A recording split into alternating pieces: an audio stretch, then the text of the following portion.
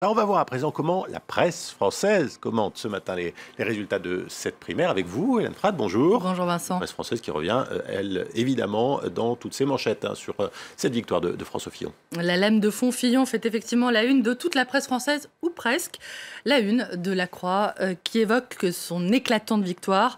66,5% des voix contre 33,5% pour Alain Juppé, on l'a dit. Une vague qui vient de loin, d'après le Figaro, qui salue le triomphe d'un candidat qu'aurait porté une insurrection civile, je cite, une victoire nourrie, selon le journal, à la fois par le discrédit de François Hollande et par la poussée du vote anti-système. Objectif Élysée.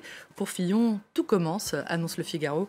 L'élu de Paris va représenter la droite à la présidentielle, donc en serait-il déjà le favori?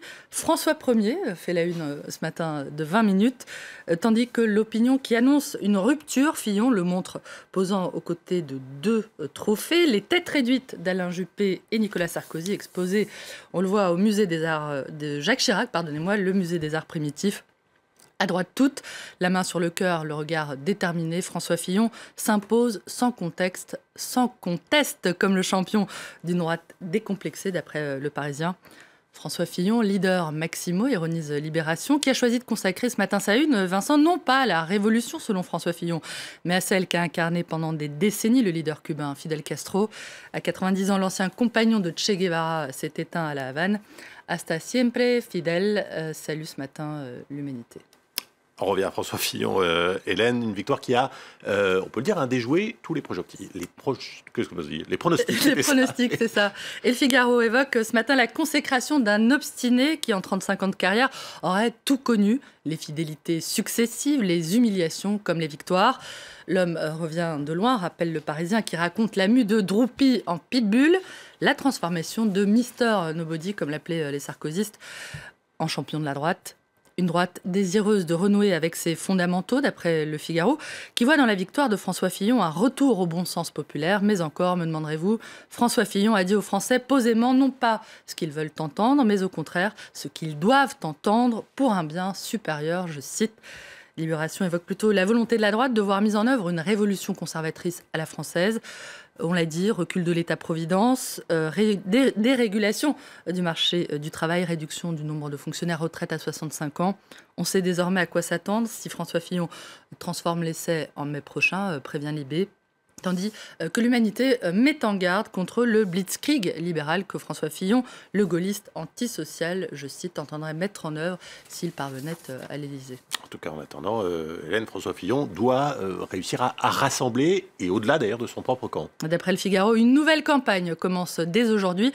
Une campagne qui sera l'exact inverse de la première, selon le journal. Dans la primaire, François Fillon était l'outsider. Pour la présidentielle, il est le favori.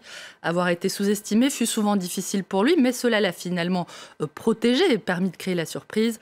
Cette fois, annonce Le Figaro, il va être exposé comme jamais, scruté, ciblé, défié. C'est une autre forme d'épreuve, je cite.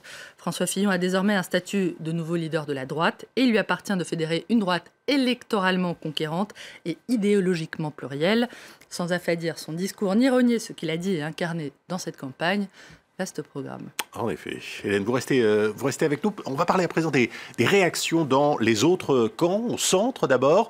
François Bayrou avait soutenu Alain Juppé lors de la campagne, promis qu'il ne se présenterait pas à la présidentielle si celui-ci était choisi. Alors évidemment, aujourd'hui, il laisse planer le doute et s'inquiète du programme de François Fillon, un programme qui pose de nombreuses questions aux citoyens, à la société, qui devront trouver réponse, dit le président du MoDem. À gauche, les commentaires sont évidemment plus tranchés, avec des attaques frontales contre le programme ultralibéral, on l'a dit, de François Fillon. Programme attaqué également et sur le même thème à l'extrême droite. Écoutez, l'un des porte-parole du PS, Razi Hammadi, et le vice-président du Front National, Florian Philippot. C'est un candidat qui doit faire prendre conscience aux militants, aux citoyens, aux dirigeants de gauche, la responsabilité qu'elle a leur. Je considère qu'aujourd'hui, ce qui est en train de se jouer est grave. On parle de privatisation partielle de la sécurité sociale chez M. Fillon. On parle de 500 000 suppressions d'emplois publics. On parle de... En fait, il disait casser la baraque. Quelque part, je pense que son vérité... Si la baraque, c'est la France, donc c'est casser la France. Il a un projet qu'il assume totalement. Ça, c'est à la limite à son honneur. Mais qui est terriblement tranché par rapport au nôtre et qui est... je crois un projet qui qui est très dur, qui ne peut pas rassembler une majorité de Français. Voilà pour quelques réactions. La presse française, Hélène, s'intéresse elle aussi à ce que cette victoire de François Fillon va changer dans les autres camps et pour les autres candidats, qu'ils soient déclarés ou pas encore. D'après Libération, l'élimination d'Alain Juppé ouvre la voie à une 4e candidature de François Bayrou au centre à la présidentielle, tandis que le profil droitier de François Fillon menace les marges de manœuvre du FN, tout en offrant un peu plus de place au centre à Emmanuel Macron. Et à gauche, là, ça paraît beaucoup plus compliqué, c'est brouillé. C'est un euphémisme. Pendant que la droite se rassemble, la gauche se déchire. Le Figaro revient sur la passe d'armes très violente qui a opposé hier soir l'écologiste Daniel Cohn-Bendit et le patron du Front de gauche, Jean-Luc Mélenchon, mais aussi et surtout sur la façon dont Manuel Valls affiche ses ambitions en n'excluant pas de se présenter à son tour à la primaire de la gauche.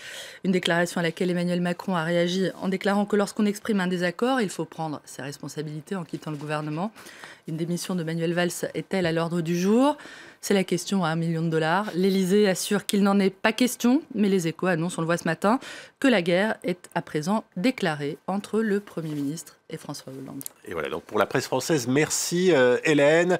Et voilà ce qu'on pouvait dire ce matin sur les résultats de cette primaire à droite, sur la victoire de François Fillon.